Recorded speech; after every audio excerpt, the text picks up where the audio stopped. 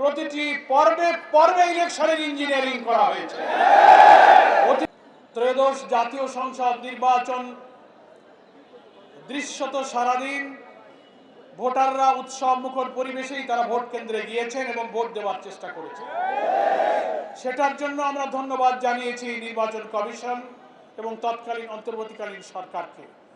কিন্তু দুঃখ, বেদনা এবং রহস্যের জন্ম দিয়েছে ভোট গ্রহণ পর্ব শেষ হওয়ার পর যখন ভোট গণনা, রেজাল্ট শিট তৈরি করা, ফলাফল ঘোষণা, প্রতিটি পর্বে পর্বে ইলেকশনের ইঞ্জিনিয়ারিং করা হয়েছে। অতীতের নির্বাচনের চেয়ে এবারের নির্বাচনের ইঞ্জিনিয়ারিং এবং কারচুপির ধরনটাই ছিল একদম আলাদা। ওনারা ভেবেছিলেন জনগণ, ভোটাররা হয়তো বুঝতে পারবে না, ভোটাররা তো ভোট কেন্দ্রে গেল, ভোট তো দিল, কিন্তু কামটা কখন সারা যায় দক্ষ ইঞ্জিনিয়াররা সেই ইঞ্জিনিয়ারিংটা ঠিক মতোই করেছে।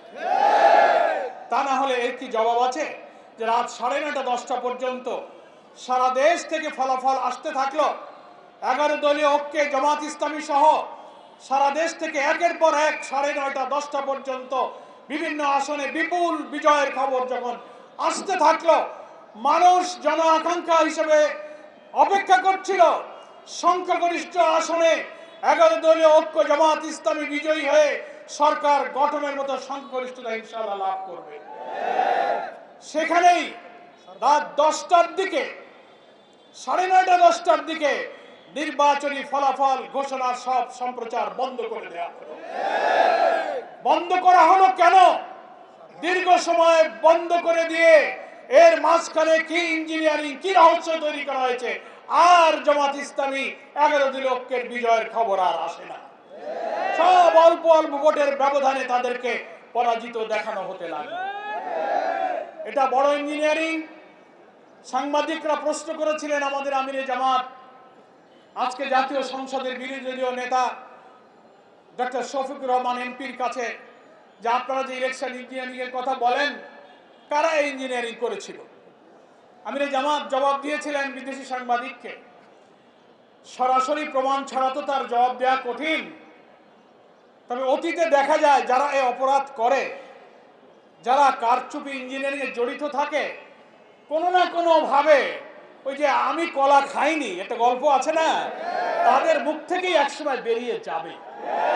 এইটা আমিরে জামাত কিছুদিন আগে বলেছেন, শুনেছেন আপনারা তো? আলহামদুলিল্লাহ, একজন রাজসাক্ষীর বক্তব্যে সোশ্যাল মিডিয়াতে এসে গেছে।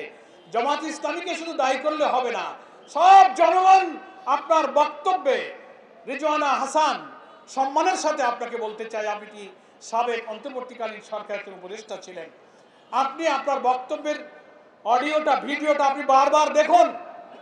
আপনি কি বলেছেন, আপনি তার প্রতিবাদ এবং চারিদিকে যখন বিক্ষুব্ধ সমালোচনা, অভিযোগ, তদন্তের দাবি উঠল, আপনি সেটাকে ব্যাখ্যা দেওয়ার চেষ্টা করেছেন সোশ্যাল মিডিয়াতে, যে না, আমি এটা কোনো রাজনৈতিক দলকে মিন করিনি, আমি উগ্রবাদদেরকে মিন করেছি। আপনার কথাই আপনি আবার ধরা পড়ে যাচ্ছেন। আপনি আবার সাংবাদিকের প্রশ্নের জবাবে, প্রশ্ন করা হচ্ছে নারী অধিকার, নারীর ক্ষমতা, নারীর মর্যাদার প্রশ্নে যখন আপনি উত্তর দিচ্ছেন, সাংবাদিক বলছে তাদের একটা অংশ তো বিরোধী দলে আছে। বিরোধী দল শব্দটা উনি উল্লেখ করেছেন। আপনি বলছেন বিরোধী দলে যদি তারা থেকেও থাকে, তাদেরকে আমরা মেইন স্ট্রিমে আসতে দেইনি। What do you mean by this type of comment? বিরোধী দল তো আর উগ্রবাদীদের মধ্যে নাই, কি বলেন? কোন উগ্রবাদী চরমপন্থীরা পার্লামেন্টে নাই। যারা রাজনীতির দল হিসেবে নির্বাচনে অংশ নিয়েছে সকলেই নির্বাচন কমিশনের নিবন্ধিত রাজনৈতিক দল। ইসলাম কোন উগ্রবাদ, কোন চরমপন্থাকে সমর্থন করে না। আপনি সাক্ষাৎকারে মিন করতে চেয়েছেন ইসলামী রাজনীতি যারা করে, নারীর ক্ষমতায়ন, মর্যাদার ব্যাপারে আপনি তাদেরকে দোষী করতে চেয়েছেন যে তারা সে অধিকার চায় না। না, বরং আপনারা নারীবাদী হওয়ার দাবি করে যা বলেন, তার চেয়ে হাজারো লক্ষ গুণ নারীর মর্যাদা ইসলাম দিয়েছে। জামাত ইসলামী সহ ইসলামী দল, ব্যক্তিত্ব, স্কলার,